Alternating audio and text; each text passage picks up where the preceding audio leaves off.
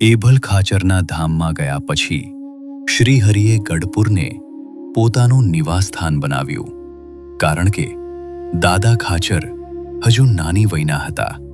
તે જ પૂર્ણ પુરુષોત્તમ નારાયણે એક નાના એવા ગઢપુર રજવાડાનો કારભાર પોતાના હાથમાં લીધો. મહારાજનો હેતુ માત્ર વહીવટ કરવાનો જ નહોતો, પણ ભવિષ્યના રાજા તરીકે દાદા ખાચરને એક આદર્શ કેળવણી આપવાનો હતો.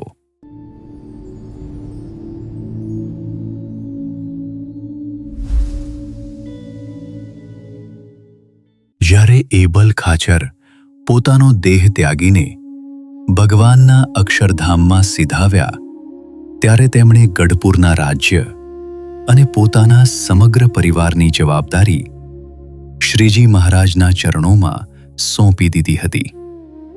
એભલ ખાચરના ધામમાં ગયા પછી શ્રીહરિએ ગઢપુરને પોતાનું નિવાસસ્થાન બનાવ્યું, કારણ કે દાદા ખાચર હજુ નાની વયના હતા અને આખા રાજ્યનો ભાર તેમના ખભા પર હતો.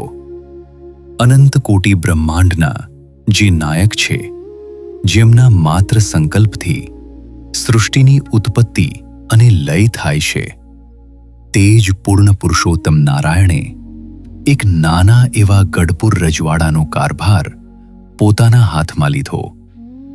મહારાજનો હેતુ માત્ર વહીવટ કરવાનો જ નહોતો, પણ ભવિષ્યના રાજા તરીકે દાદા ખાચરને એક આદર્શ કેળવણી આપવાનો હતો. શ્રીજી મહારાજે દાદા ખાચરના ઘડતર માટે કોઈ કમી રાખી નહીં. દાદા ખાચર એક શ્રેષ્ઠ યોદ્ધા બને તે માટે મહારાજે તે સમયના કુશળ વીરો એવા બેચર ચાવડા અને પોતાના અંગત પાર્ષદો ભગુજી તથા રતનજીને ખાસ રોક્યા હતા. તેમની નિગરાની હેઠળ દાદા ખાચરને તલવારબાજી, ભાલા ફેંક અને બંદૂક ચલાવવાની યુદ્ધ કળામાં પારંગત કરવામાં આવ્યા. રાજ્યનો વહીવટ પારદર્શક રહે તે માટે મહારાજે લાધા ઠક્કરને કારભારી તરીકે નિયુક્ત કર્યા. મહારાજ પોતે ધ્યાન રાખતા કે રાજ્યની કોડીએ કોડીનો હિસાબ ચોખ્ખો રહે. આ બધો જ હિસાબ અક્ષર ઓરડીએ થતો. તેઓ દાદા ખાચરને શીખવતા કે પ્રજાનું ધન એ ભગવાનની પ્રસાદી છે અને તેનો વિવેકપૂર્વક ઉપયોગ થવો જોઈએ.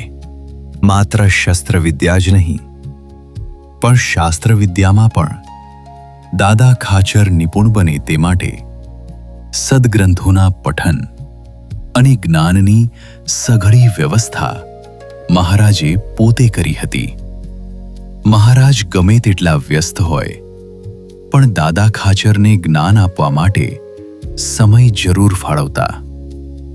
મહારાજના સાનિધ્યમાં ગઢપુર માત્ર એક રજવાડું ન રહેતા એક દિવ્ય ધામ બની ગયું. આ જ સમયગાળા દરમિયાન ગઢપુરમાં ફૂલ ડોલોત્સવ અને શ્રીહરિ જયંતી જેવા અનેક મોટા ઉત્સવો ખૂબ જ ધામધૂમથી ઉજવાયા, જેમાં દેશ દેશાંતરના હરિભક્તો ઉમટી પડતા. આમ એભલ ખાચરે આપેલા વચનને પાળવા માટે મહારાજે પિતાતુલ્ય બનીને દાદા ખાચરનું ઘડતર કર્યું અને દુનિયાને બતાવ્યું કે એક આદર્શ રાજા અને ભક્ત કેવો હોય.